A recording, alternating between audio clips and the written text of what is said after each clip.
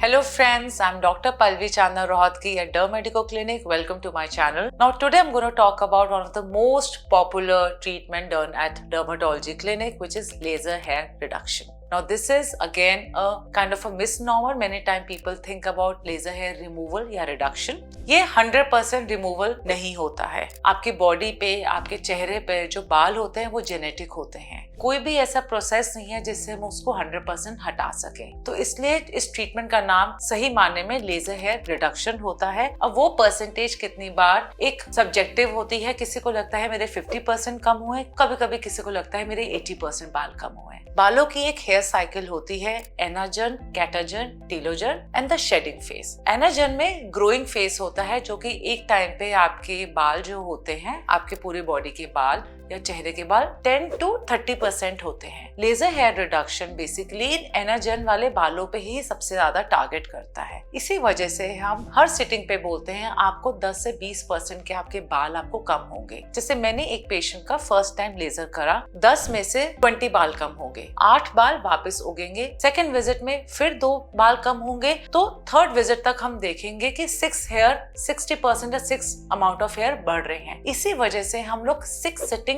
Minimum कहते हैं, क्योंकि हम हर सिटिंग में 10 से 20% बाल को कम करते हैं. 6 सिटिंग के बाद हमें 60 to 80% ऑफ हेयर रिडक्शन मिलता है और बाकी हेयर की थिनिंग होती है. जैसे कि आप एक पिक्चर ये देख रहे हैं, ये अलग अलग तरह के बालों का रिमूवल होता है. ट्विजिंग, प्लकिंग, हर एक में आपने देखा होगा बाल बीच में से तोड़ के हटाया जाता है. लेजर हेयर रिडक्शन एक ऐसा तरीका है जिसमें हेयर में जो पिगमेंट होता है, ब्लैक पिगमेंट, उसको टारगेट किया जाता है. कभी कभी टारगेट इतना अच्छा होता है कि बाल पूरी तरह खत्म हो जाता है, और समटाइम्स वो टारगेट इतना कम होता है कि वो कुछ हद तक डैमेज होकर बाल पतला हो जाता है. इसलिए लेजर हेयर रिडक्शन के अच्छे रिजल्ट के लिए आपके बालों की ग्रोथ थोड़ी अच्छी होनी चाहिए. बहुत लंबे और पतले बालों में वो अच्छा रिस्पॉन्स नहीं देता. अगर आपके फेस पे बहुत कम बाल हैं, I would suggest laser hair reduction is not the type of treatment you should go ahead, because उससे पैराडॉक्सिकल हेयर ग्रोथ भी हो सकती है. इसकी मिनिमम एज तभी होती है शुरू करने के लिए जब आपके मेनार्की, आपकी मेंस्ट्रुअल साइकिल को 1 साल हो चुका हो, एंड अगर आपके बाल ब्लैक है. If they have turn grey,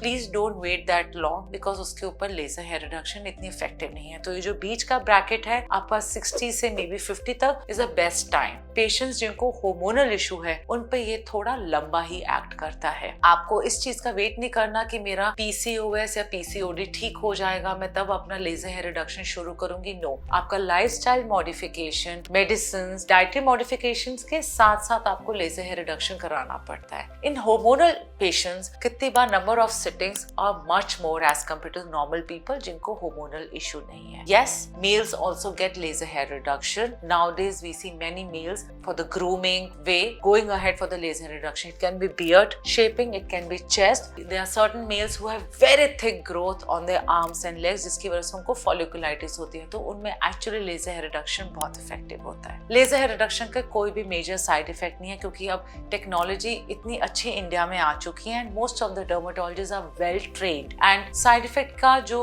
एक possibility है बहुत कम है. हो सकता है आपको थोड़ा बहुत बर्न हो. जो बर्न्स होते हैं वो बहुत रेयर होते हैं और बहुत सुपरफिशियल होते हैं, जो बहुत आसानी से ट्रीट किए जा सकते हैं. थोड़ा बहुत रिएक्शन हो सकता है, रैश हो सकता है, जो 1 या 2 दिन के लिए होता है. आपको धूप से बिल्कुल बचना चाहिए लेजर हेयर रिडक्शन के बाद 2 से 3 दिन के लिए, for the better healing. And for more updates regarding the doubts about laser hair reduction, you can subscribe our channel, so if you can get the more updates about the new technology. Thank you.